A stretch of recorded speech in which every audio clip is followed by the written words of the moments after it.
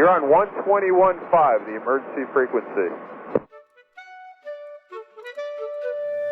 Welcome to the 21.5 Show, a podcast for professional pilots by professional pilots.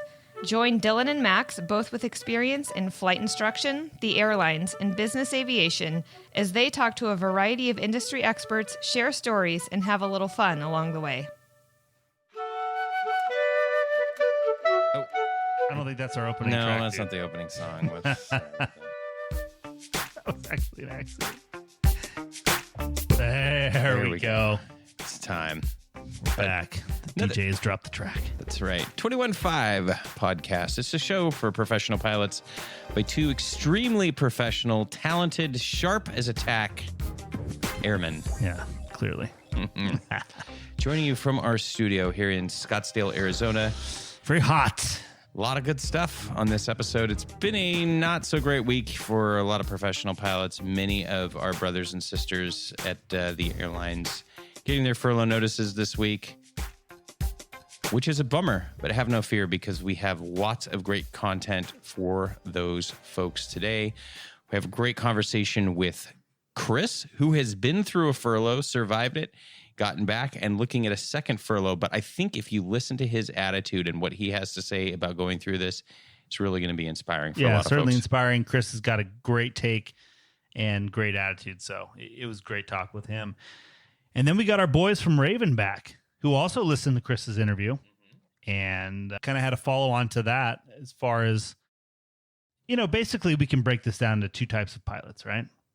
There are those that are going to sit on the sidelines and hope things get better, or there's those that are looking for what they can do to improve their situation and come out the other side here. And so, you know, we really go into that. And anyway, you listen, you see. And the best part, too, is that Raven is giving something away for free at the end of that. So something of value. Yeah, something seriously of value. So don't switch off until you get to the very end of the podcast and hear what they have to say, what they have to offer. Absolutely. Special offer for our listeners, something tangible you can do immediately to help get going on your job search. I would argue to say it's a special offer for our subscribers. Oh, yeah. If you are not a subscriber, you better smash that subscribe button right now. Rex Quando. Rate review. Speaking of reviews, got a new one, Max. Yeah. It's from Beaver02. 21.5 rocks. Best podcast for the industry as a whole. The guys do a great job explaining everything in a way that from a wet commercial to a seasoned ATP with 20,000 hours can understand. That's from Beaver02. Thank you. Beaver02, if you write into the email info@215podcast.com and send us your address, we'll send you a little something. And that goes to any of our other listeners. If you want to write a review for us on iTunes, we will get a little treat for you in the mail. Speaking of treats, we got some donations. More donations from folks, Max. It continues to surprise me. I know. It's awesome. On our website, 215podcast.com, we have a little donate button where folks can go and support the show. Unfortunately, it is not free to put out a podcast. And so all of these donations really help us to keep the show afloat. A special shout out to Joshua Flatley from X Vector, who was very generous. And we really appreciate that, Joshua. Check your mail. You got something in the way. Something on the way for you. And another one from Girls Go Flying Books. Thanks again for the donations. It's very much appreciated. Yeah. All right. Well, we got a lot of content to look at. So let's get to the mailbag, and then we'll get into those interviews. One good email in the mailbag came in from our previous conversation on the last episode about maintenance. So for folks that didn't listen before, it was a pilot talking about how much, a corporate pilot talking about how much should he be at the facility when maintenance is being performed on his aircraft. The owner of the aircraft was hoping he'd be there every single day. And he was kind of questioning how much he should be there. And we actually sent our conversation to that pilot. And he made a little revelation to us. The airplane in question was like an old 441. And so it sounded like it was just taking a lot to keep it in the air. So I think that was kind of But that being said, the principle's the same, whether it's a 441 or exactly. 650. It's Airplane's an airplane. Absolutely. So we had a listener, Phil W., send in an email, and he was just going through this whole process himself. So he wanted to share his thoughts. So we'll read the little snippets of his email here. So his main point was, I don't check in on maintenance all the time for the same reason the owner doesn't come up during crews and supervise us. I don't have the expertise to know if it's being done right or not. That's what we pay a professional to do. But he does say this: for major projects, I show up early and stay a while to make sure everyone has all the resources they need. Case in point, we had hot sections and interior being done at the same time. I got there early and make sure everyone had donuts and coffee. Mostly, I was just a liaison between our guy and the engine guys as necessary. Once it got going, I got out of the way. And he says, further, for routine stuff, I make phone calls periodically to make sure there's a plan in place. If something is going on that I can learn from, I go down and look over the shoulder and ask questions. So he was basically saying the same thing that we were saying, right? There's a line there. It's not all day, every day, and it's not never. Yeah. And I think that's tailored like to your specific operation, and even further to what's being done with the airplane and how many people are working on it and where it's at and everything else. But I think the takeaway from the whole discussion then and now is that it's somewhere in between, and you got to figure out where that is. So thanks for that email, Phil. We really appreciate it. And I like this segment of taking stuff that we see online and having a discussion. We had a lot of great feedback from folks talking about that. So here's the next topic that I want to discuss, Max, and I'll just throw it out here for you. And then I want our listeners to respond with their thoughts. With so many folks being laid off, and as we've talked about before, when you're laid off, everyone becomes a contract pilot. There's a lot of people learning the ropes about being a contract pilot, right? And so there was someone making a post about, hey, I committed to a trip for somebody, and then another trip came along, which I turned down, and then the original trip canceled, and he got burned. And so he was asking about some of the best practices about how to handle that. And how do you get people to commit? Should you send somebody a bill if they cancel a trip on you? What are kind of the terms?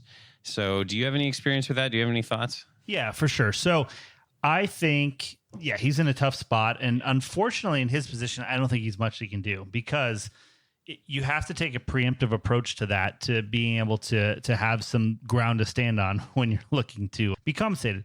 And so the easiest way to start that is when that other opportunity comes up, you check in with the guy who you've already committed to. Say, hey, I've already committed to this trip. I just want to confirm it's going because I'm going to turn down this other trip. And he says, yeah, for sure. It's on, right? Of course. Mm-hmm. And that's when you reply and say, okay, I'm going to turn down this other trip, but can I count on you to guarantee payment for this trip in the event that it cancels? If it says yes, great, turn down the other trip. So you'd like to help again sometime in the future. If he says, well, no, that's not how we work, say. And then you have a decision also to make, which the probability, but yeah. I mean, the problem is it's a supply and demand issue right now too, right? It's always in flux. So your leverage may be in question. There was one person that replied with something pretty good that I thought would be really good. This was Susan, and she said, I always use a first right of refusal policy instead of an actual commitment. I give the first client the right to keep and pay me regardless if the trip cancels or not, or let me go. I granted a 24-hour window to try and reach them for the decision and use the first right of refusal. And if they don't respond, I take the next job. It's worked pretty well for me in the last 15 years, which is basically exactly what you're saying. The same thing I'm saying, but she basically has... Well, I don't know. How's that different? It is basically the same. It's the first right of refusal is exactly what it is. So I'm curious what... we're not really active in the contract flying community, though. So I'd be curious to talk to maybe some full-timers or some people that do a lot of contract work and just see, yes, in theory, because I think the first right of refusal sounds great in theory. For sure. Sitting here in the office going, yep, that's how it works. But we all know that is not how it works in the real world, especially right now when it's probably very competitive to get a trip. Well, and those trips are the direct result of whatever relationship you forged with the person making the decision on who gets the trip. And so you do that and you draw that hard line and you you go in a different direction. Mm-hmm. It's a finesse move. It really is a finesse move. And that might cost you. You have to look at the long-term ramifications of that too. So if you're a contract pilot, you do a lot of contract flying, we'd love to hear from you. It's info@215podcast.com, or you can hit us up on the socials at 215podcast and let us know your thoughts. How do you handle the Yeah, but if there's a guy that you've trips? done 30 days a year for, right, and he cancels on you last minute, you missed out on that trip, is that just the cost of doing business at that kind of volume? I mean, you're not going to come after the guy, right, for the one day when he's giving you all that work. I would imagine, yeah. So yeah. a lot of things to consider. A lot to consider. Never cut and dry, as most things are exactly. not. Exactly, but I think it's important for, as more and more folks are dipping their toes in the contracting water right now, it's a good conversation to have. I mean, we could have a whole other conversation on rates and cutting. In liability. That's the other big one that, you and I remember we were doing contract flying together in some instances, and there's certainly liability considerations, liability for your own certificate and making sure, an airplane is truly airworthy, and versus liability if you hit a wingtip on something versus if you're actually insurable on their insurance, all kinds of stuff. So. Yeah. And same thing though. You start asking too many questions and digging too deep, then it's a balance. It is. It's a contract flying can be a very lucrative, but also very risky business. Absolutely. So if you got some experience in that, we'd love to hear from you so we can continue that conversation, help educate the folks. It's funny. The liability with contract flying kind of makes me think of the liability of losing your medical as a professional pilot.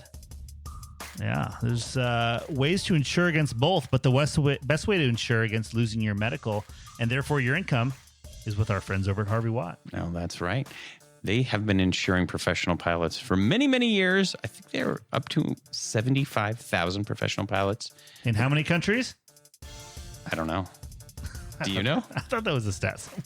Probably. More than this one. Yeah. Let's just say that. Up to, but not including 365 countries. I'm not sure. But I do know that all the information can be found at harveywatt.com. They've got all of the different programs available, loss of medical. You can get it if you're a corporate pilot, charter, airline. I think it's 70. It could be. If only there was some sort of electronic portal that we could use. Rob, yeah, please send us an email. info@215podcast. Yes, that's right. But check them out. You can get supplemental coverage. They've even got life insurance, especially for any of you folks who fly your own airplanes. Can be a disqualifier for a lot of regular life insurance policies. So I've got a policy with them. It's great. HarveyWatt.com.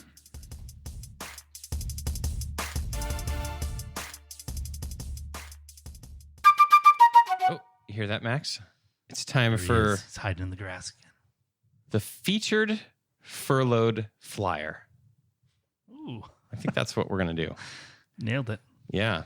We've got Chris who's going to be calling in. He reached out to us via Pro Pilot World and has some great stuff to share about his experience being furloughed previously and his upcoming furlough. Yeah, So, just a great dude. Yeah. Has some interesting stuff about the job he used to do in the military. He's just got an overall great attitude. And Absolutely. And, here's Chris. we have Chris. He's also known as That Guy on Pro Pilot World. Welcome to the program, Chris. Thanks, gentlemen. It's good to be here. Yeah, welcome. Chris, you have a very colorful career. You're giving us a little background here in the pre-interview. And first, we'll start off with the furlough stuff because that's what this segment is about. But wanted to talk a little bit about your history. So can you tell us a little bit about the past and present furlough situation? Yeah, so I was not exactly furloughed, but let go from a corporate flying gig back in 2012. Again, and not a great time to be in aviation. Just a lot of people out on the street. A lot of flight departments are closing down, and I was on the corporate side. And I finally, about a year ago, got on with my dream airline. I'm from New Jersey originally. I always I wanted to fly for Continental or United, and I got picked up and was in class October 1 of 2019, and I am now getting ready to be furloughed on October 1st of 2020. So happy anniversary to me. Oh, man. Wow. So you got to live the dream for a few minutes. Yeah, and actually it was living the dream. I've never had such a fantastic and quite honestly easy aviation job. It was a lot of fun while it lasted. Absolutely. It'll be back. Don't worry. Yeah. Eventually it will be. I believe that. But you know what? I'm not looking in the rear view. I'm looking, straight ahead. I see what's coming down the road. And I've been through it before with my corporate gig back in 2012. So, it is one of those things. It sucks. I'm not going to deny that. But I think you have to have a very positive attitude towards things. And, while it's not optimal, it's not the end all be all. I mean, first of all, I'm in good health. I've got a great family that's 100% behind me. And, I've got some other options out there right now that I might be able to kind of work into. I could always go trucking. So there's that. Well, and a lot of pilots joke about you had to go into trucking school and stuff, but you actually did that. Will you talk a little bit about your past trucking experience? Yeah, absolutely. So my last corporate flying gig it was not really my last corporate flying gig because I was a pilot for the Wheels Up contract from 2014 to 2019. But when my last Part 91 corporate job went away in April of 2012, there was nobody hiring. My father-in-law has been in trucking for quite a while. And he said, well, you've got yourself a job, go trucking. And I thought he was absolutely crazy, but he kind of talked me into it a little bit. I've always loved everything transportation related. It doesn't matter whether it's motorcycles, airplanes. I've always loved anything to do with transportation. So I went with him on the road for about 2 weeks, and he taught me the basics of operating a semi-truck with a flatbed and how to secure different loads and whatnot. And I got to be honest with you guys, I've probably never been so scared in my life because whether it's the military or flying for somebody else, I've never been the one completely and totally responsible for the well-being of my family, where it's all resting on me. But once I got past that and realized, this is something I could do, it became a 2-year endeavor and we got really good at it. My wife helped me out and it helped bridge the gap, if you will. And it was quite an interesting endeavor. I actually kind of miss it at times because you're your own boss as an owner-operator. You do what you want. You negotiate your own rates, and you work on the truck. You drive the truck. So I don't know that I would do so well for one of the large trucking companies like J.B. Hunt or Schneider or something like that. But as an owner-operator or working for a small family operator, it was a great experience. So were you like a long-haul trucker and you leave for several days at a time, or how did it work? Yeah, so basically, I actually bought from a friend who was Pennsylvania State Trooper. He was actually a helicopter pilot for the troopers. He had a 1979 Kenworth cab over, which you don't even see on the road anymore. And it has a big old bunk in it. It's got a bed in the back. And I leased a trailer. I bought the tractor from him. I leased a flatbed trailer. And what I did is there's actually a website that you go on. There's different ones that have brokers on there, and they advertise loads, and then you call up and you haul what you want, where you want. And what I did a lot of is I went kind of up and down the Eastern Seaboard quite a bit. But the summer of 2012, I loaded my wife and my stepdaughter in the truck, and we made a trucking vacation out of it. We went from Bethlehem, PA with a load of stainless steel. Our first stop was out in Denver, and then we spent a couple of days out in the LA area after we did our final drop. I had a friend of mine who was actually restoring one of these trucks out there. And then we worked our way back east. So I've not all 48 states, but I've been in quite a few. And the interesting thing is that you don't see it from 35,000 feet the way you do at 0 feet AGL from behind the wheel of a semi truck. It's a lot different, and it's actually really cool to see things up close. Heck, we even dropped the trailer outside of the Grand Canyon, and then I just drove the tractor up in there, and I was able to take my stepdaughter up to see the Grand Canyon for the first time. So we did all over the country. Yeah, absolutely. Again, it's all what you make of something, right? I mean, it's not optimal to be trucking and not flying, but we had a really good time doing it. And although it was tough, and we were stretching a nickel to make a dime, it was a very big growth experience for myself and actually my wife and I. So So is that what you're considering doing now, or what are you thinking?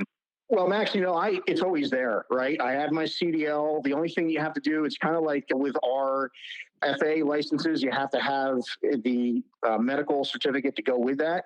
Well, on the DOT side of things, you have your CDL. If you don't keep your medical current, you actually will wind up losing your CDL, and you have to actually go back and do the license, the whole thing, the written and the practical over again. So I just keep my DOT medical current. I submit it to whatever state I'm living in at the time, and they update their records. So it's one of the options, absolutely. But honestly, I'd love to stay flying throughout this next, chapter of my life, because that's what my first love is. But yeah, I would have no qualms. I've got a couple friends who are on with some really decent kind of family-run trucking companies, and I wouldn't turn that down either. Nah, I mean, you got to do what you got to do. That's the end of, bottom line. It's such a good perspective, because I think for a lot of what we see on social media, and obviously we see a lot of the younger pilots on social media, this is their first turbulence they're experiencing in aviation. And so maybe they went to college and got hired really quickly in the regional, and now everything's turning, and they don't have a lot of life experience. They don't know anything else. And so I think I can just hear the confidence in your voice that, hey, you know what, whatever's going to happen, I know I'm going to figure it out. But what would you say to somebody in their mid-20s, or maybe just getting started, that's looking at that first furlough? Do you have any advice or maybe perspective to offer them? Absolutely. First of all, it's going to suck. And we just need to compartmentalize that and say, yeah, this is where I'm at right now. I got out of college. I went to the regionals. I was able to, do my time there, get on with one of the majors. The big thing is that you can't look a gift horse in the mouth and slap it. Whatever you have a knack for, whatever it is that outside of aviation that you might be interested in doing, now is the time to pursue that, to have your plan B or plan C the next time that this happens, because we know that it does. Okay. Even when this comes back, there'll be the next time. And you want to be a well-rounded individual. You don't want to be that one person that, I can fly a plane, and I can fly maybe just this particular type of aircraft. You want to have something else to go with that, to offer to other either Part 91 or 135 flight departments, or even just for your family's sake. You might be single right now and it's not that big of a deal, but you got to think, 10, 15 years down the road, you may be married with a couple of kids. What are you going to do if the furlough comes or the corporate flight department shuts down? And what is it something that you have a knack for, that you actually enjoy doing? And yeah, it may not be aviation, but as long as it pays the bills and you live within your means, you're going to be okay. And that's the bottom line, is that a lot of guys I know that are younger, they do, and gals, they're like, oh my gosh, I don't know what to do. Well, heck, man, when this whole thing first happened, I went door dashing. Okay. And I'm still doing it part-time, but you do what you got to do. All right. Well, you cannot get in the mindset that I'm just a pilot. No, you're not. You're a person that needs to improvise, adapt, and overcome to whatever situation you're confronted with. Is in fact being a pilot, right? Exactly. I mean, I was scared. Honestly, I was scared when I had to go trucking. It was a scary time because I hadn't been forced to do something like that, where, hey, guess what? Now it's all on you, man. Whether your family is, eating next week or going to, file for food stamps is going to be all up to you. And you need to just realize that there's other things out there besides aviation. Whether it's trucking, I mean, the railroads are hiring. There's lots of different options. If you have a knack for general carpentry or contract work, that kind of thing, if you maybe did that, or your parents did that, that's something that you can get into. That doesn't go away. Heck, I wouldn't even turn down a job driving a garbage truck. Right? I mean, you just do what you got to do. And then, you know what? Well, I was telling you guys before we kind of got on the air that you don't know what that next opportunity will do to not only help bolster your own character and your ability to overcome adversity, but the individuals that you actually may meet there may help actually springboard you into something else further down the line that you never even thought of. For example, I worked for a laboratory specimen company flying specimens around. And one of the people that worked there actually had a friend that needed somebody to fly King Air. And then I went from there to get my single pilot type on the King Air and fly for a family. So you can't just say, I'm just a pilot. That's being very lazy, if you will, as far as I'm concerned. You gotta kind of think outside the box and do something that is going to help you, that in the future, when this happens, you're going to be prepared for it better.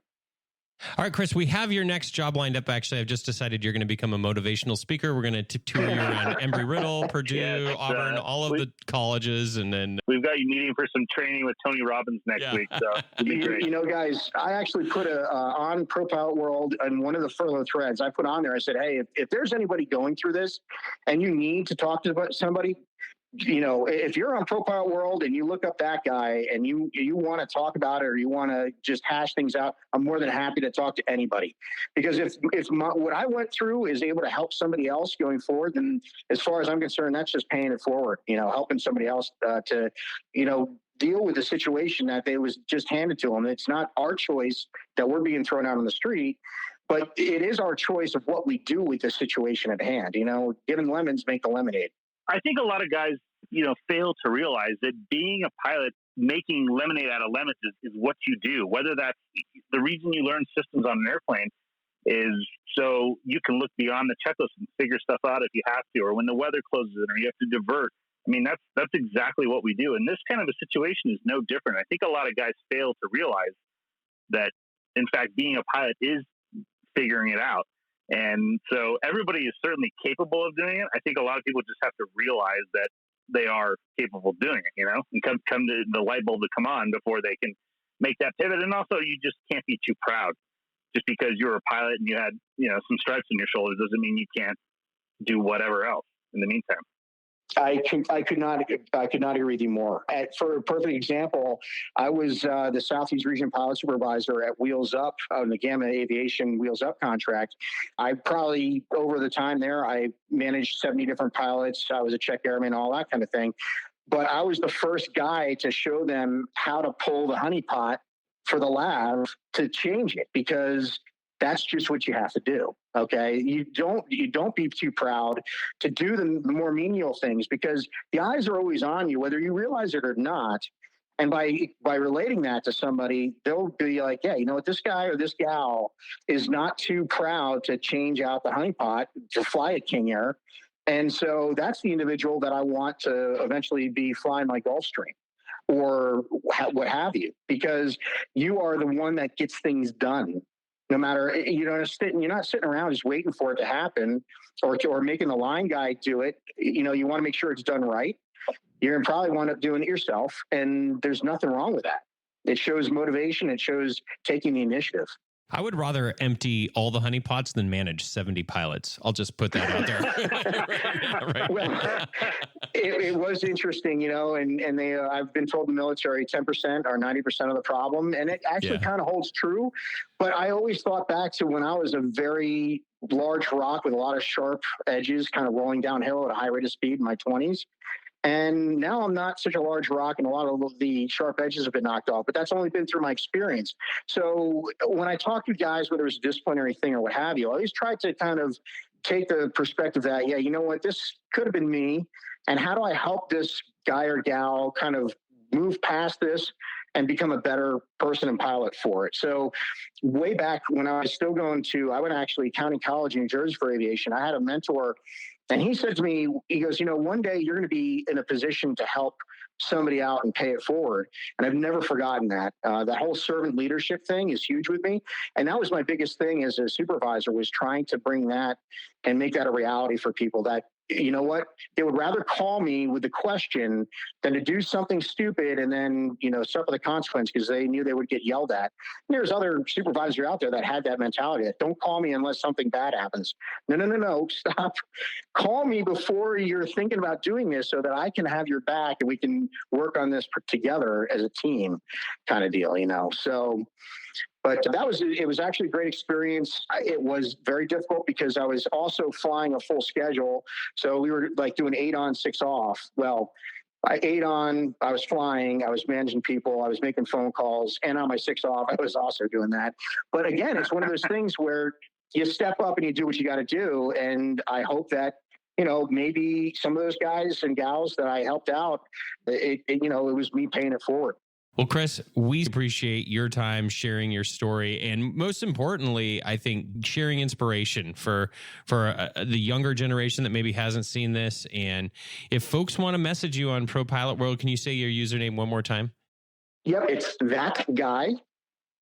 And I am more than happy to answer any questions, especially for the younger folks that might be going through this for the first time. And I know that you guys mentioned Pro Pilot Award a lot, but I'm going to mention it again because it really is pilots helping pilots. It's a great resource, especially in this time, to get on there and start building your network if you haven't already. And I'll be more than happy to be one of the first in your network. Well, thanks, Chris. Best of luck after the axe falls on October 1st. But I think I speak for everybody when we say you're not going to have a problem. Yeah. Figuring it out. So that was part one of our conversation with Chris. We actually covered some more ground, which we'll air a little bit later. Chris actually had a lot of cool stuff to share about his experience flying the A-10, which is, I know we said in the interview, that's one of my dream airplanes to fly. It's just an airplane everybody loves, Yeah. but nobody knows much about. Yeah. All we know is this big gun on the front. and Right. Some sort of titanium bathtub and Yeah, right. weird looking airplane, but it was cool. I think he answered a lot of questions I'd already had in my head. So Yeah, so we'll air that in a future episode. But thanks so much to Chris for taking the time to join us. And now we're going to leapfrog from the theme Chris had on the attitude of being furloughed.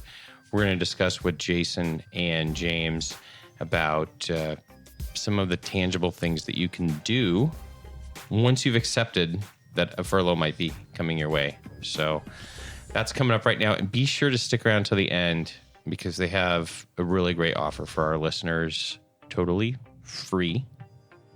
From a financial standpoint, there's a little bit of time obligation, but well worth it. yeah, it's going to be worth it. It's going to help you get your job search in motion. So here we go.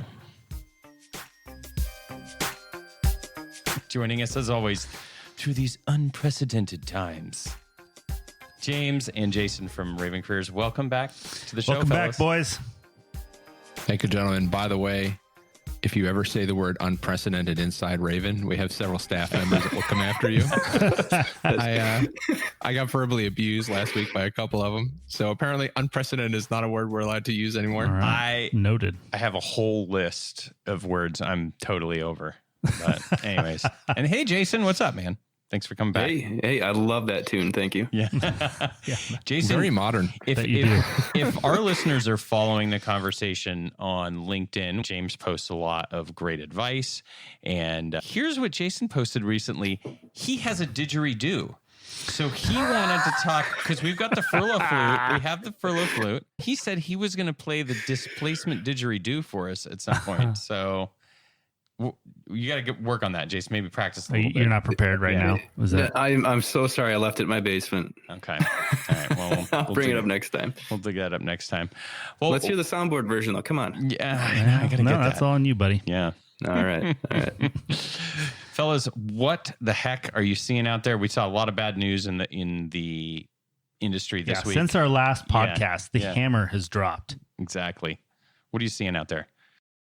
Yeah, last week was a tough week. I think we're just over about 6,400 on mainline folks right now. We'll obviously see what's happening with the regional folks, but to be honest, it's all over the place, man. You know, every time we talk to somebody, we always start with "How are you feeling?"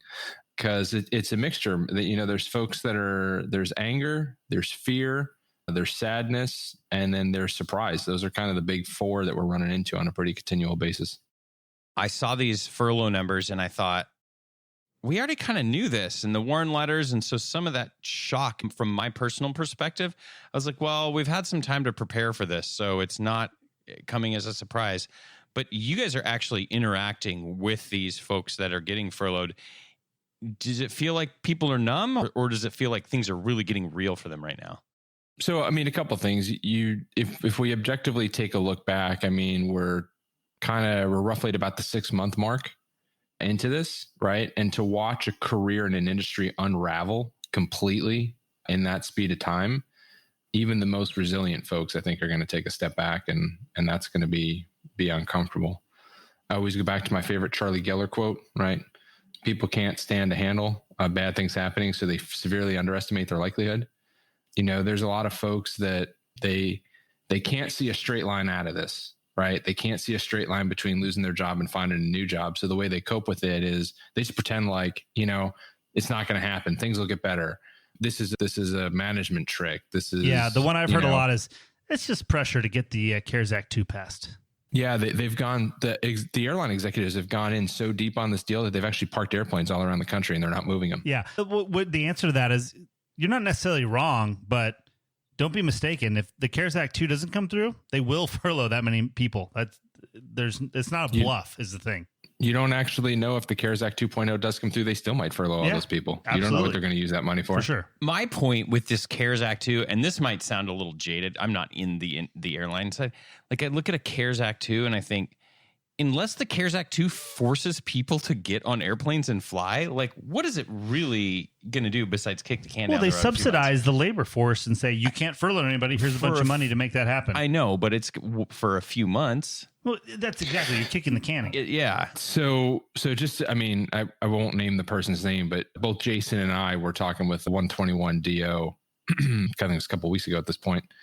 And that's basically the sentiment is, hey, look, your best case scenario is you're kicking the can down the road, and it could potentially reduce the total number of furloughs slightly, but it's not going to make a material difference. I mean, we're looking at, when this is all said and done, right, there's a potential you're going to have a whole legacy airlines worth of people out on the street between all the different companies that are letting people go. Sure. So when we go back to the shocked portion, right, even the people that said, hey, look, I definitely think there'll be furloughs. They probably didn't think there was going to be this quantity of furloughs.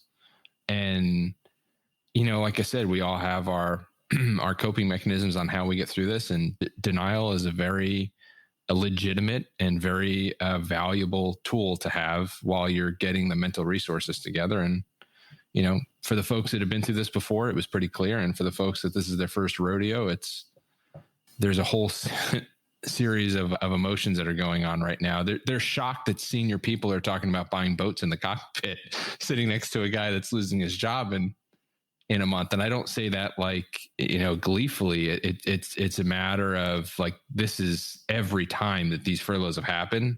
When I was at NetJets in 2008, 9, 10, I had literally gotten my furlough notice, and I had guys talking about their RVs.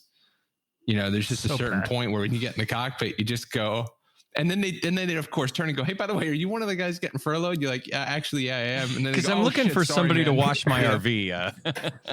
Total pilot move. Yeah. I mean, they'd start apologizing, but those things that it's going to happen, right? I mean, it's a recession when your neighbor loses their job. It's a depression when you lose yours. You guys are on the phone with these pilots every day, and you're trying to help them get out of the denial portion. Can you talk a little bit about how you help folks get through that from a mental standpoint? Yeah. So to be honest, if somebody's in denial at this point, there's enough people that aren't, that we don't spend a ton of time with that. And the reason for that is because when you have something that's this traumatic and somebody's denying it, you can really start to engender some pretty negative emotions if you kick them into kind of seeing what's going on. But look, we have everything. I was just talking to a guy earlier today. A lot of folks reach out on LinkedIn. They read the posts, they see the stuff that we're putting up there, and they reach out and go, hey, this ad actually worked. And so one of the guys today reached out and said, he's switching into government contracting. He's moving his family. He's a legacy airline guy, decided to move his family. Oddly enough, got the job through an internal referral, but, he's leaving aviation altogether. We had another legacy pilot we started working with, 2-3 months ago. He's on his second or third interview for different corporate operators. I've got 4 or 5 folks in that exact same situation. Both Jason and I were doing interview prep yesterday. One gentleman's going to UPS. The other gentleman is interviewing at FedEx.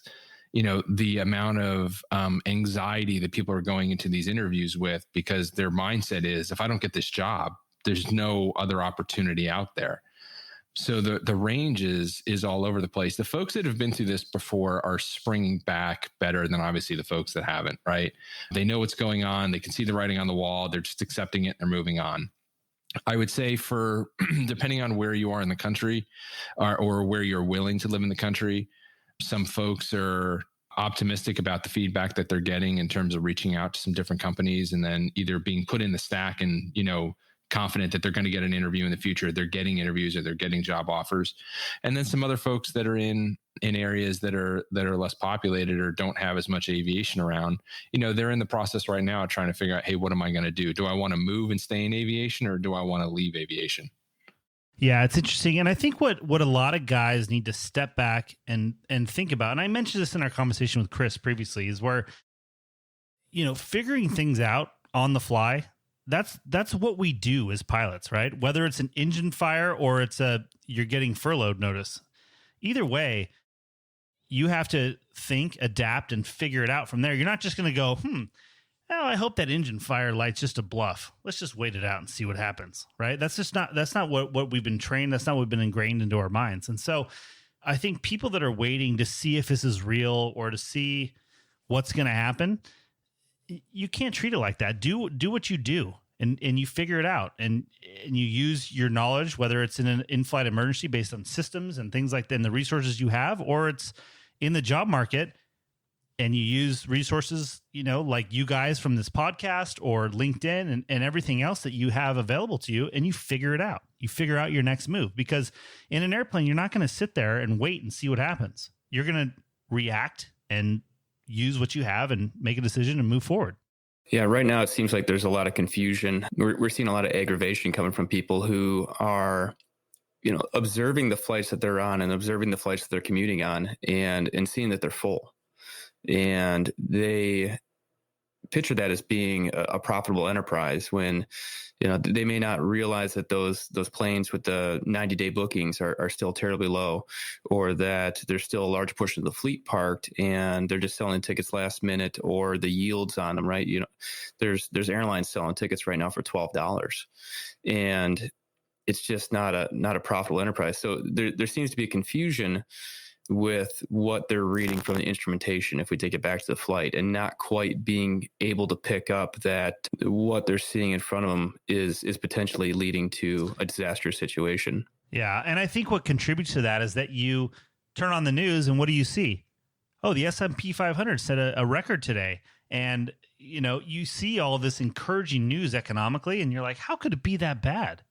Right. And that's a whole nother discussion that we have oftentimes of why, things are the way they are in certain segments, yet, we're prospering in others. And I think that happens and it makes sense in certain areas. I flew with a guy the other day that I hired as a contract guy that works for a shipping company, and they're crushing it. They're killing it since the stores have shut down and even more people are buying online. That makes sense. That's tangible, and you can put the pieces together. But when I suppose you can make sense of the economic news that you see on CNBC every day, but that's because, the government has flushed the market with liquidity and money that they've got from somewhere. And so that's driving things, but that's not a permanent solution. And so you kind of have to look behind the headline and stuff too, to really see and grasp what's the situation we're all in. The other thing that we've got to kind of realize, and so the same guy that is, hey, don't say unprecedented, brought up a really good point. That's like a month or two ago. He goes, as pilots, we run all this performance and we check all these numbers before we take off, and we have all these exit strategies. That way, if something wrong happens, we're ready to go. But for some reason, when it comes to career planning, folks want to run the performance charts after they slammed into the mountain. And and it's one of those things. It's true, right? Everybody's really good. Just like what we were saying, right? It's like V1 rotate. Hey, by the way, do you think we have enough runway here? I don't know. I just hope we're going to clear the trees. Like, hey, hope's not a strategy, man.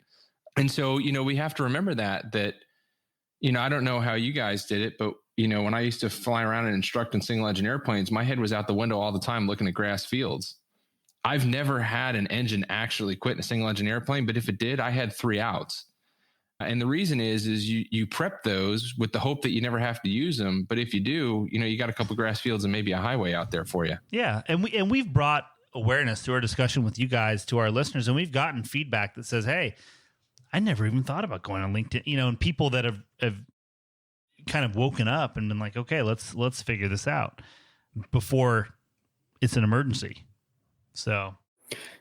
Yeah, and we're having quite a few prospective clients call up too, and they're in a little bit of a panicked or helpless kind of mode. They've been saying, "Hey, I've been sending out resumes and not hearing anything back. 35 applications in the last 2 weeks, and I haven't heard a peep." I always tend to ask them, well, what kind of networking tactics have you taken? Have you tried to build up and learn about what's going on in the company? Have you tried to meet a few people to bolster your understanding of what's going on in that organization? And it's all too often no. It's just kind of blanket resume patterning and applications. And unfortunately, in this kind of climate, that has a extraordinarily low percentage of success. 1,700 total time. Type rating E190/170. E135, 140, and 140. 520 dual given. I don't know if you saw my post the other day on LinkedIn, but I made it abundantly clear that paying to keyword optimize your resume is a waste of time and money. When you have 7, 8, 9, 10,000 pilots on the street, they all have the same keywords: ATP, turbine PIC, right? So you spend all this time trying to keyword optimize your resume when the way you beat the system isn't keyword optimizing it. You get a live human being on the internet talking, and then they hand deliver your resume. I mean, Jason had someone a couple weeks ago, person couldn't get into the front door, so we kicked in a side window, and had someone completely unrelated in a separate department walk up to the actual aviation hiring manager and put it at the top of the stack on that person's desk. That's right now, we live and die by a community of human beings. There is no trick of like keyword jamming something. We're going to have to rely on relationships. And there's a lot of folks out there that go, yeah, but I don't know anybody. Okay, but everybody in your current life was a stranger at one point. For sure. So we know you can do it. There's just some techniques that you have to use to get people talking, and going, hey, can you help me get a job is not the way to do it. Well, the other thing too is that I think a lot of people listen to this and they're like, that all sounds great, but are there really any jobs out there?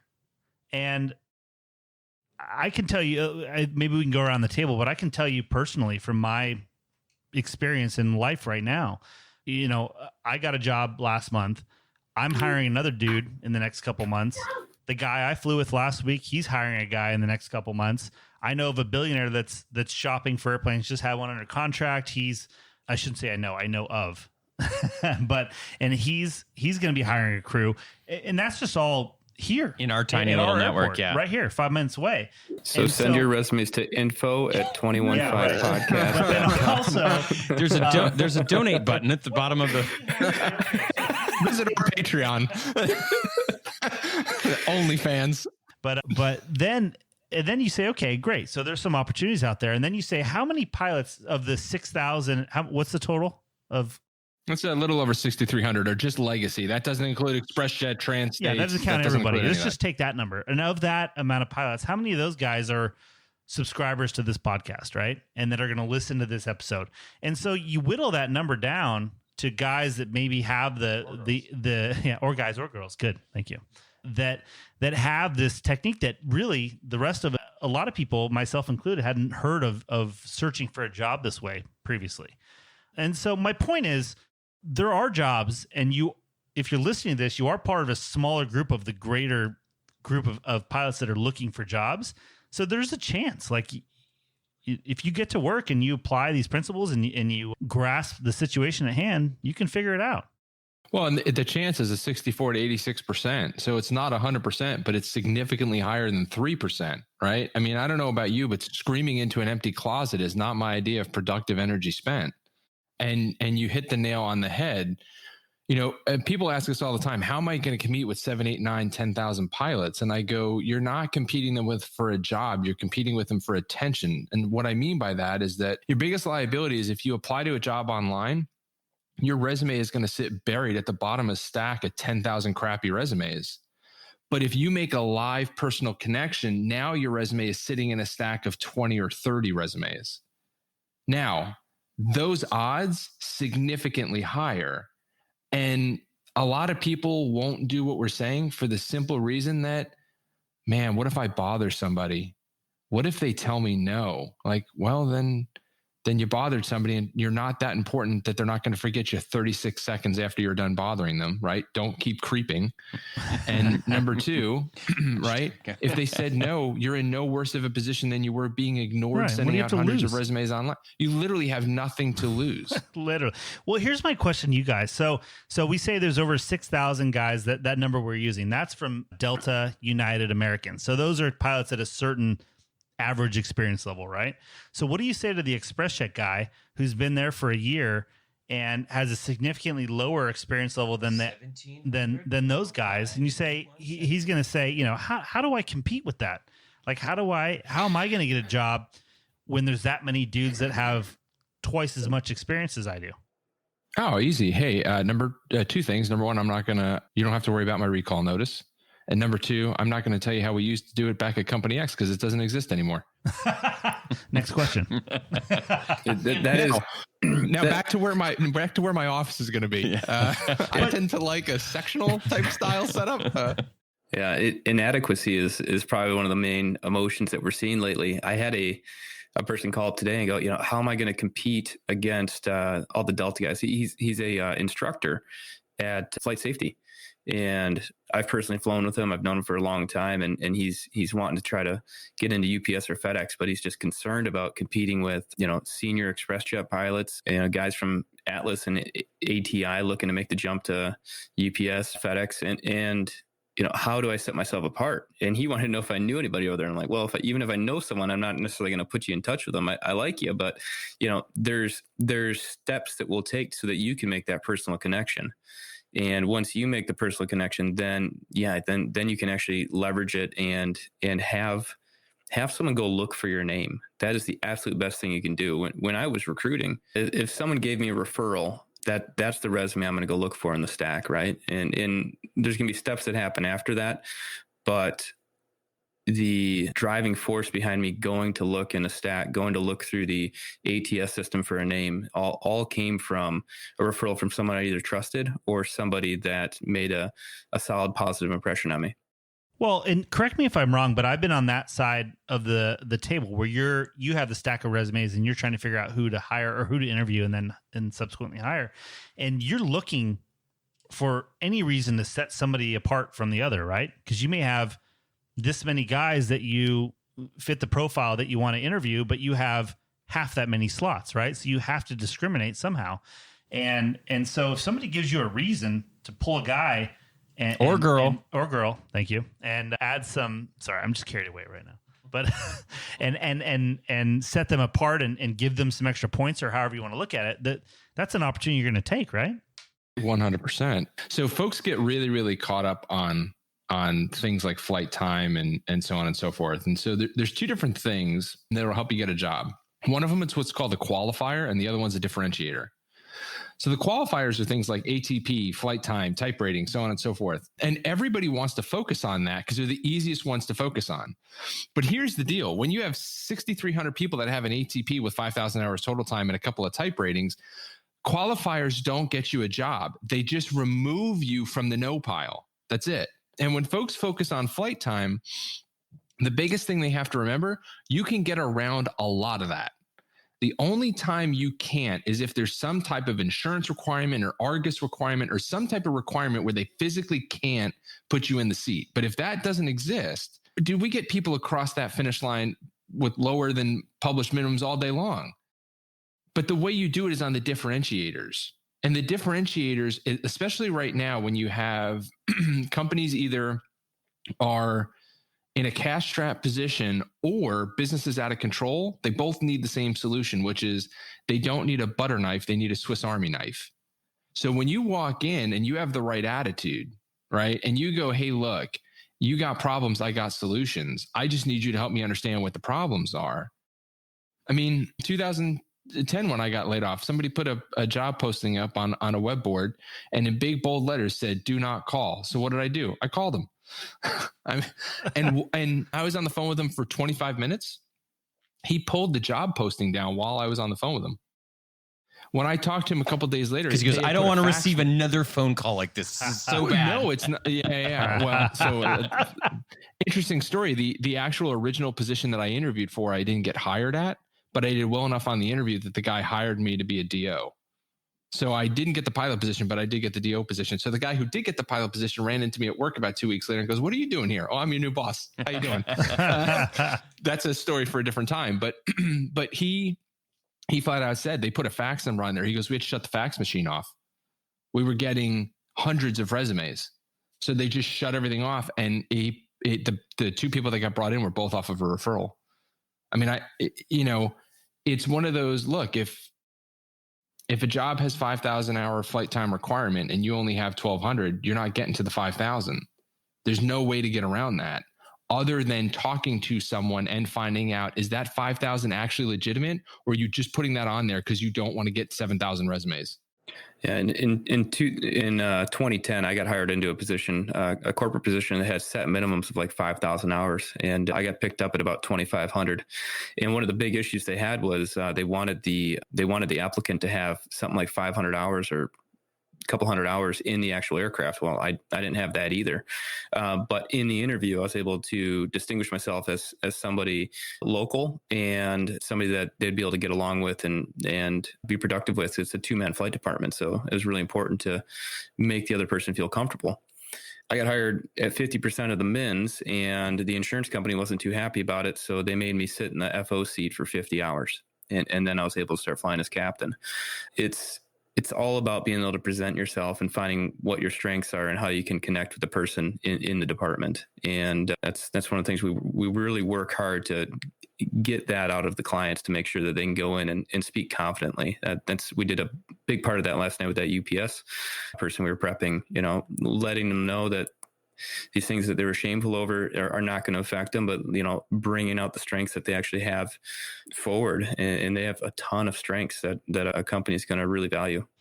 Well, and I think too, it's an important thing for pilots to remember when everything's so great, because it's always super high or super low. It seems like it's not a lot of transition in between. And so guys, forget that when times are good, you don't need so many things to set you apart from the next guy.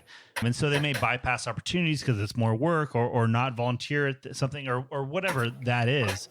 But it's one of those times you have to remember at the bottom side of the cycle and be like, okay, don't ever pass up an opportunity for something that will set you apart from another pilot besides the flight time and the type rating. And that's what, in a previous conversation we had in an earlier segment, that's what Chris said. I mean, he's like, in a way, he was like, I saw my furlough as an opportunity to get a new skill and have something as a way to differentiate me. Yeah. I was a water turbine repairman when I got furloughed inside of dams, hydro dams. Wow. It was a great experience. I learned a lot. I don't know. Have you guys ever seen that Bruce Lee? There's an interview clip where he talks about being like water, and he talks about how it can take on many different shapes. You can put it in a glass, you can put it in a cup, you can put it in a river. I know what you're talking about. Yeah. That's actually what it is. Now the other thing, so part of that is you got to be like water, meaning you have to adjust to whatever your surroundings are. Water's super powerful, but it's very adaptable. Number one. Number two, the other way that we use that water reference is my attitude is I am like water. If there's a friggin' leak, I'm making it in that door, right? So when it comes to getting into an organization, no is the start of the conversation, not the end.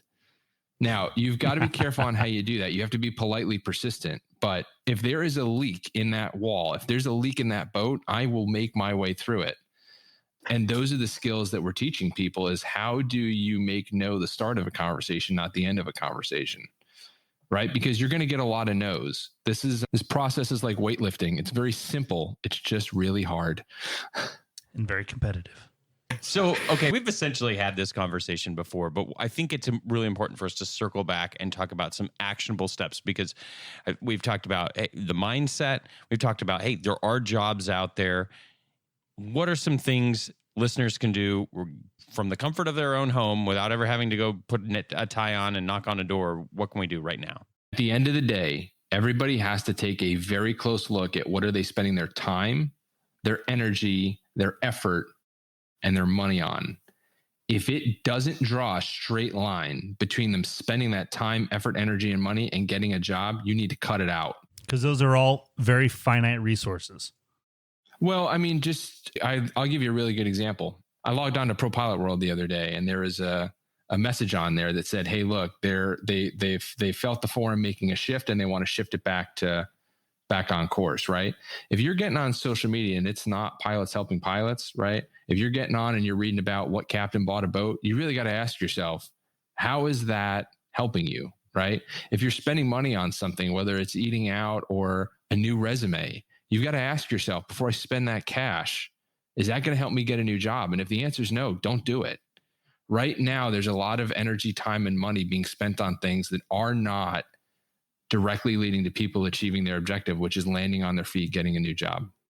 We call that NIPA, non-income producing activity. So it's going to be a little bit different for each person, but they all are going to have to sit down and figure out how is that time, effort, energy, and money going to help them get to where they want to go. Otherwise, it's being wasted. And right now, people don't have excess resources. I think everyone should be operating under the assumption that there is not going to be a second CARES Act and there is not going to be more time bought for them. Yeah, don't fool yourself.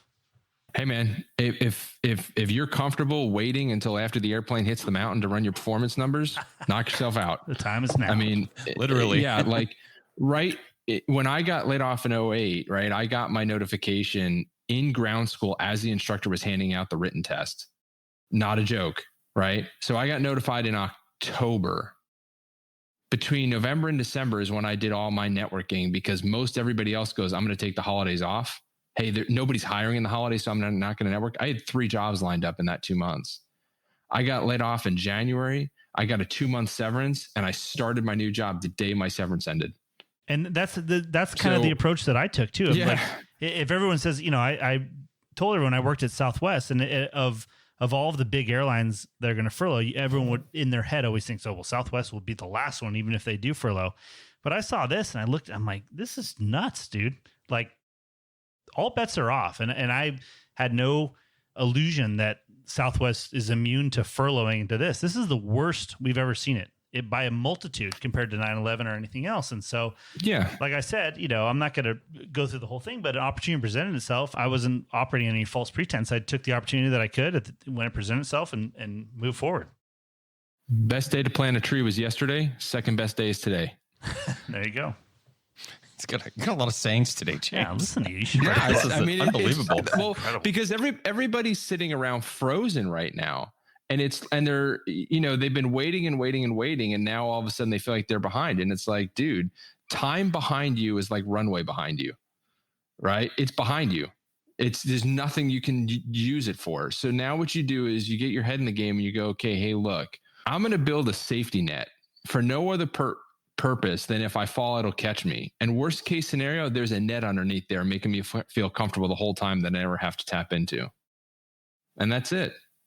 That's what networking is. You're creating a safety net that there's people there that are looking to support you, that if you need it, they'll help you. And if not, maybe you can help them if they need it later.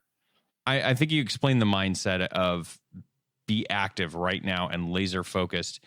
Are there any other resources that are available today, tangible things that folks can do to get things going in the right direction? Sure. So on the note of spending time, effort, energy, right? We've decided that we're putting together 7 groups of 15 people to do a 7-day networking challenge. We're going to do a 1-hour group session, limited to 15 people. We have 13 different techniques that we use to basically get strangers talking, right? This is the biggest thing that folks have trouble with. If they could just get somebody to respond to them, they can usually get the conversation going on their own. We're going to teach them one technique. It's the most effective technique we have that very, very, very reliably gets people talking to them. We're going to spend an hour. We're going to teach them how to find people. We're going to teach them how to start conversations with people. And we're going to teach them how to keep those conversations going. After that 1 hour, we have a private chat group set up. That way, as folks in the group are reaching out to people and people are responding, right? They can tap into other people in the group and find out what are they doing that's working, what are they doing that's not working, and get help, right?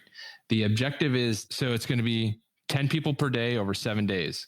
So it's going to be 70 new people that you've reached out to that you don't know to send a connection request and get a conversation started on LinkedIn. At the end of it, we're going to do a group brief so we can talk about lessons learned, what do you do next, and learn what did you do well, what did you do poorly, and what can you improve on. When I got laid off in 2010, overwhelmingly, the emotion that I felt was depression. I could not get up off the couch. And even though I knew everything that needed to be done to get a new job, I just couldn't get up and deal with the rejection. And so I had people that did this exact same thing for me, right? They got up, they helped me out, they got me to start talking to people. And that's what led to me getting 3 job offers between getting furloughed and my severance running out. And we're going to do the same thing here. We're doing 7 individual groups. That way we keep the group small or limited to 15. Small enough that people can ask questions, but large enough that they get to learn from each other's mistakes and successes. For all the folks, so we know we're going to get more interest than we have availability. So what we're doing is we're having folks email info, INFO, at ravencareers.com, put 7-day networking challenge in the title. The first 105 people that write in are going to get an email link with a schedule. They can pick any one of the 7 days that we do this challenge to sign up. And then from there, like I said, we'll get started and getting people to start reaching out to people and learn the techniques on how to get strangers they don't know talking. So financially speaking, it's going to be free in that we're not charging money, but we are asking for a time commitment. So they have to commit to showing up to the first 1-hour live session so they can learn the techniques. They have to commit to searching for and reaching out to 10 new people per day to establish new connections. They have to commit to participating in the group chat so that when other people are running into roadblocks, they can step in and help to get them over. And they have to commit to showing up to that final session, that 1-hour session, to do a debrief so we can all do lessons learned. Because at the end of the day, we need to reinforce the lessons and make sure this is repeatable for folks moving forward so that they can use it to get referrals and get interviews and land a job.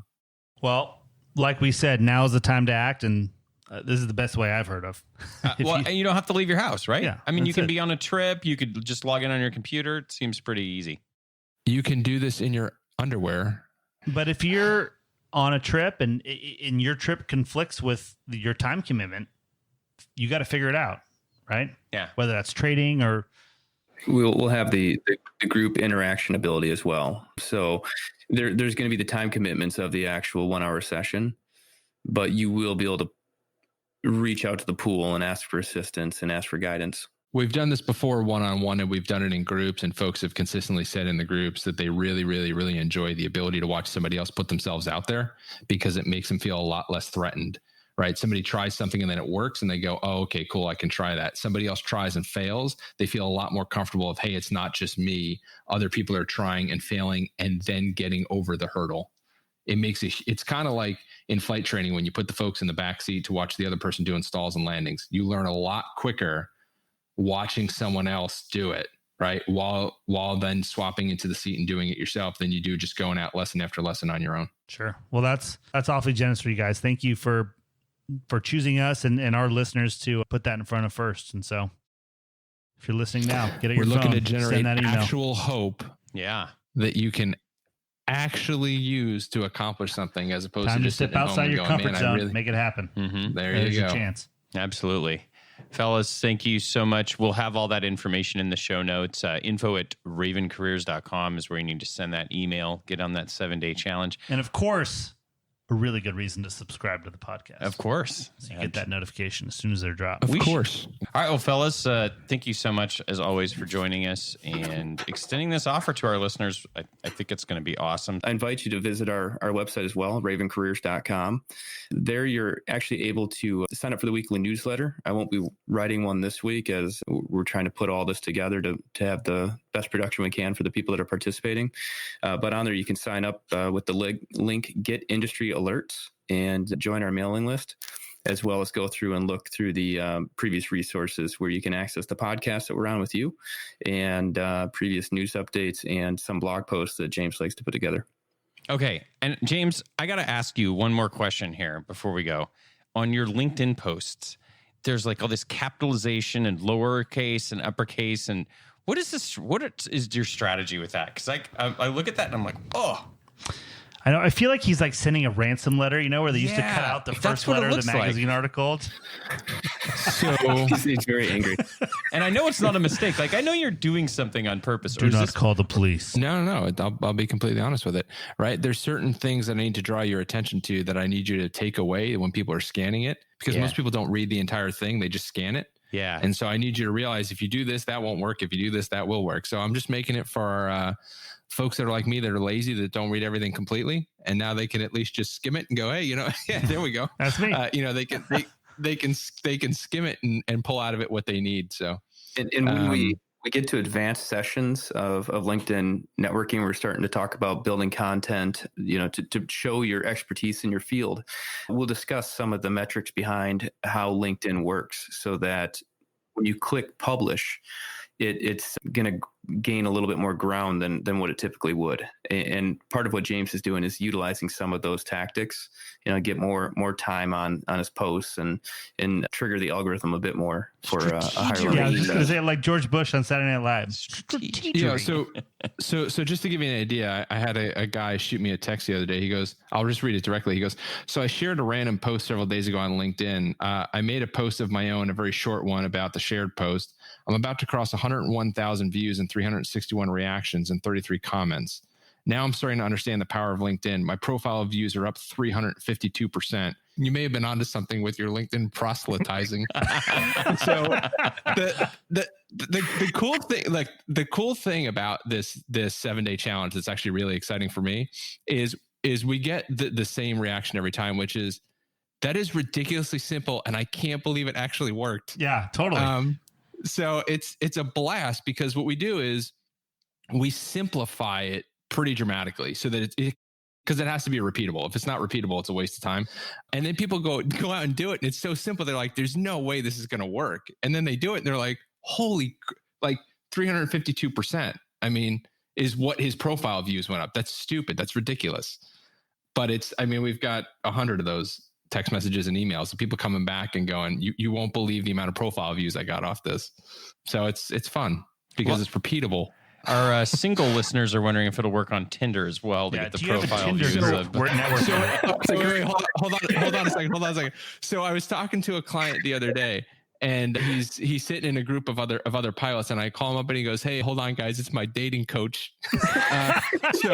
This works on Tinder and Match.com. It's all the same stuff. Now your subscribership's going to go 352%. People are going to be shoveling money your direction.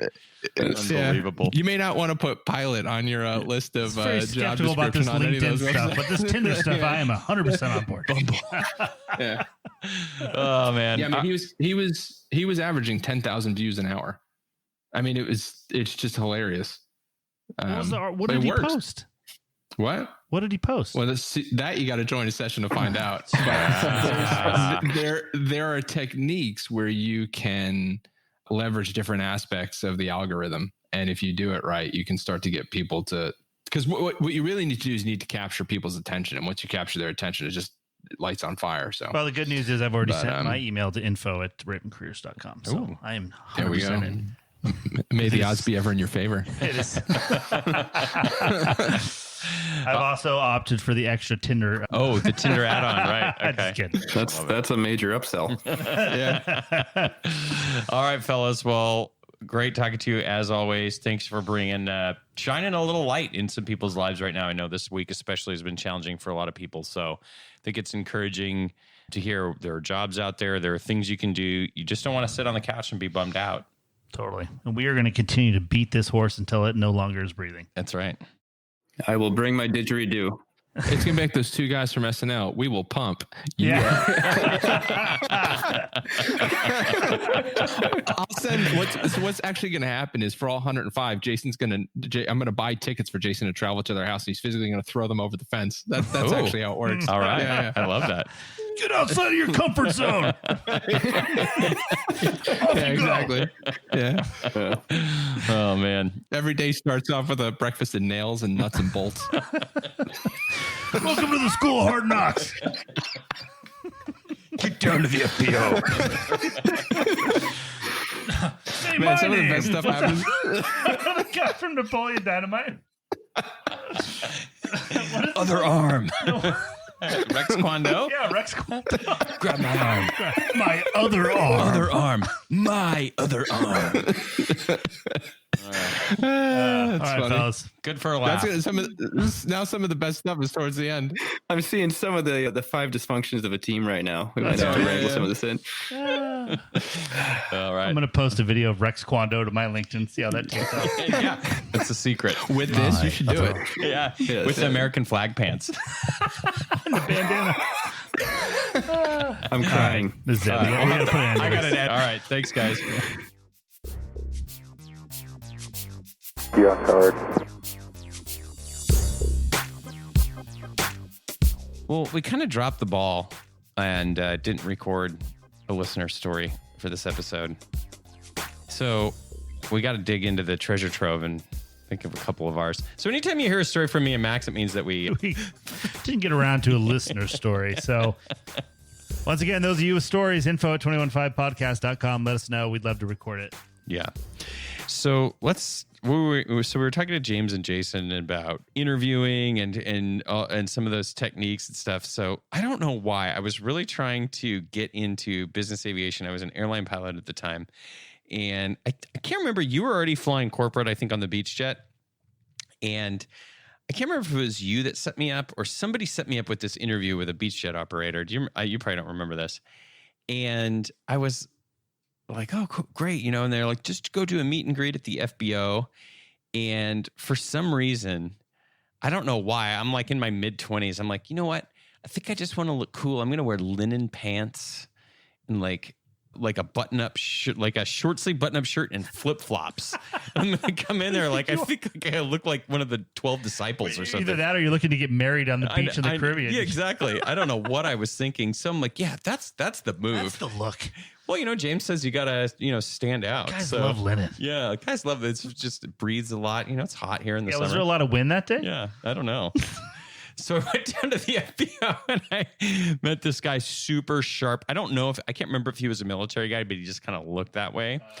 And so we met and he goes, oh yeah, come on into this thing. And we're like sitting down, and it wasn't like you were sitting at a desk or like a table was hiding you. No, we were like sitting on these couches. So like he's just looking head on at me with my flip flops on and these linen pants, untucked shirt, and we're just kind of shooting the breeze. And he started asking Hopefully me, you wore black underpants. So that yeah, right. He started asking me like technical questions not about the airplane, but like he actually remember like this was the worst worst interview. No, he goes, now tell me about the program if you need to get into like ski country during a busy time, or if it's maybe the Super Bowl. What's the program that you need to be involved in? He was asking you this? Yeah, and I didn't know. I'm like, I don't really know. And I think it used to be called the STMP program. And it's something else now. I don't even know if it exists anymore. And so he got me on that. And I was just so completely unprepared and looked unprofessional. It was like by far my worst interview. And believe it or not, I didn't get the job. So, yeah. So anyways, I think most of our listeners that might be getting nervous about an interview, you can't do worse than that. I mean, as long as you wear closed-toed shoes, you're going to do better than what I did. So linen pant. I'm 0 for 1 on the linen pant interview also. Anybody's got a job in linen pants, though. That's such a power move, though. Yeah, I don't. Yeah. It's the ultimate flex. So that was one of my worst. Oh my God. I know. Yeah. I know these guys over at Raven Careers. Maybe you should give them a call. Yeah, right. No, he keeps saying he's not worried about us starting a competitor. Yeah, he says they recommend beige linen pants. So yeah, that's where right. It went wrong. Yeah, machine washable. What about you? You have any good interview stories? You used to interview people like at Embry-Riddle for flight instructor jobs, didn't you? Yeah. So I had this gig. The title was the interview coordinator. And what I did was I took the resumes, and I'm pretty sure I single-handedly decided who we interviewed. And I was just an instructor, but I kind of thinned the herd. And then I would schedule the interview with, there's like a panel interview and then a flight interview and a sim interview, I believe, right? Oh my gosh. That to this day was probably the most challenging interview it was 2 days long. Yeah, it was legit. And so, there was a flight, like, which was like teaching and like VFR stuff. And then there was a sim, remember? Like an IFR sim. And so, but I was also in the flight standards department. So I could, and those paid more. So I could also then schedule myself to interview all these people. So I would. If you haven't figured out that Max knows how to work it, so I would, get all the people and decide who to interview, and then I would stack my schedule with whoever, and then divvy it up amongst the rest of the people.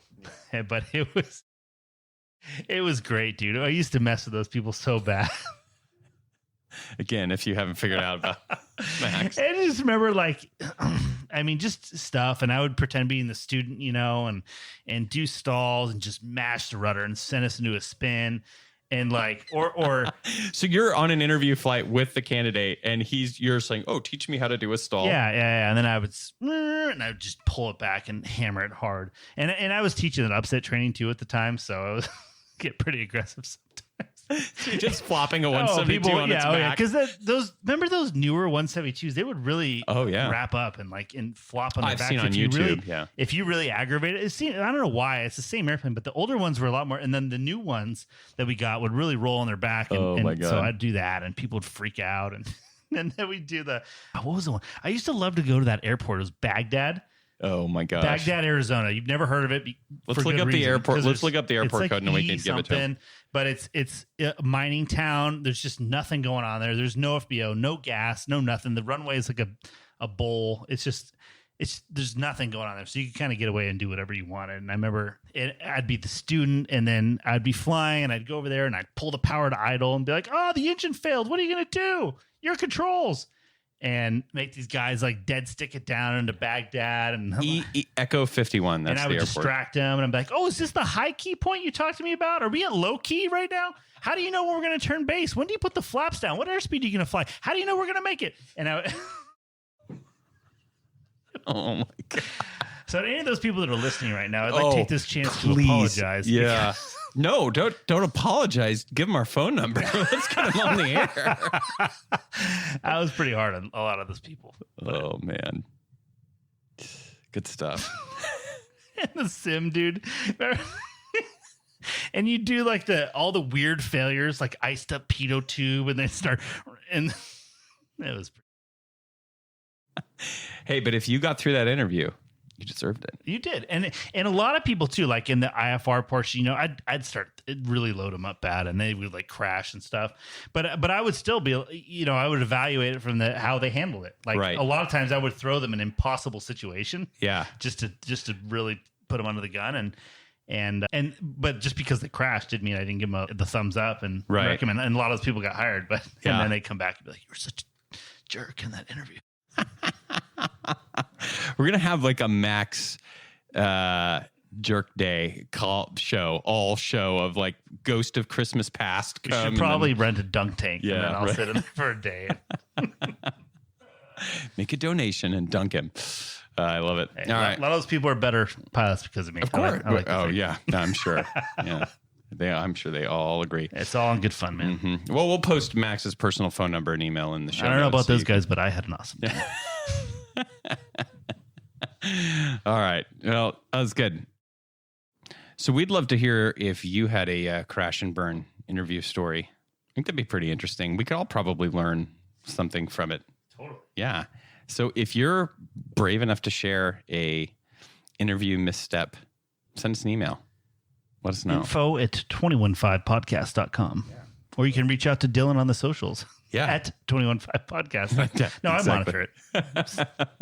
Very loose monitoring. It's kind of like how I monitor 215 while flying. Yeah, right. Airplane. What about, do you remember the interview at American Eagle? So you're most likely a flight instructor, right? Yeah. And they're like, okay, here's the simulator portion of you. And they throw you in a 707. Well, remember they had the KC-135 sim? Yeah. I actually interviewed a couple of years after you. So we flew the Saab. Oh, really?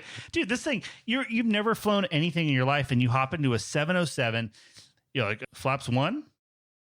Flaps 5? Flaps 15. Yes. Flaps 25, of course. Flaps 30. Go ahead. And you're just like, what am I doing right now? It's all round dialed. Wait, are there 4 there thrust levers? I was just gonna say, aren't there 4 engines? Dude, it was the most ridiculous thing ever. But I did it in the Saab, which wasn't that fast of an airplane. And even then, I remember they walked us in, and there was maybe 6 of us in the interview, and the instructor, that's a whole different story I'll have to tell another day. But he walks in and he goes, all right, guys, well, we're going to do the thing. We're going to take off and do a hold, ILS, and some other stuff. And he goes, here's every call out you need to make. And he, like, the whole company's standard call, wrote them on the board, and then goes, who wants to go first? Did anybody volunteer? And I went, and I'm like, I'll go. So wow, I went good for first and maybe made 2 of the call, like 2 call outs. Awesome, right. Yeah, right. Gear up, I mean. Condition lever set. I don't even remember what I said, but I went first because I figured, well, then I won't be on the hook to know any of these. That was my strategy, was like, well, if he just wrote them down and then made me go in the sim, I at least have an excuse. Strategery. That's good. Yeah, exactly. So it worked. You got the job. So. Boom. What do you want? Yeah. And I didn't do that one in flip flops either, because it's hard to fly the sim in flip flops. I've learned. Scumbag. Yeah. All right. Anyway, you got a good interview story. Let us know. Yeah. And that'll do it for this episode of the 21.5 podcast. Podcast for professional pilots by professional pilots. We hope you guys pick something up useful out of the podcast. If you're one of the few pilots that has no worry about losing their job, then congratulations. Good for you. Yeah. Enjoy your time on your boat or your RV. Thanks to all our guests for joining us. Thanks to Chris for sharing his positive message. Again, if you want to get in touch with him, he's that guy on propilotworld.com. And as always, thanks to Jason and James for their generous contribution to our podcast, and also to our listeners in the form of their first 105 email program that they have. So, yep. Check the show notes for the details on that. Be sure and sign up right away. I think that's going to fill up very quickly. A lot of great value there. Yeah, it's a huge opportunity. And it's free. So that is awesome. 25podcast.com is the website. Merch store is available there. And I think that's going to do it, Max. We got some really fun stuff coming up in the next few weeks. So stay tuned. Make sure you're subscribing. All right. And thanks, of course, to our listeners. Everybody, seriously, thank you. We really appreciate your support. Yep.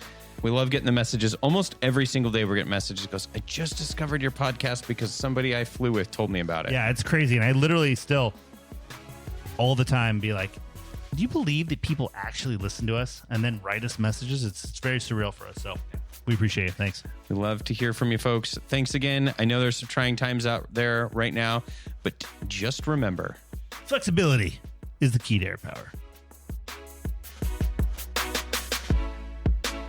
Rock on.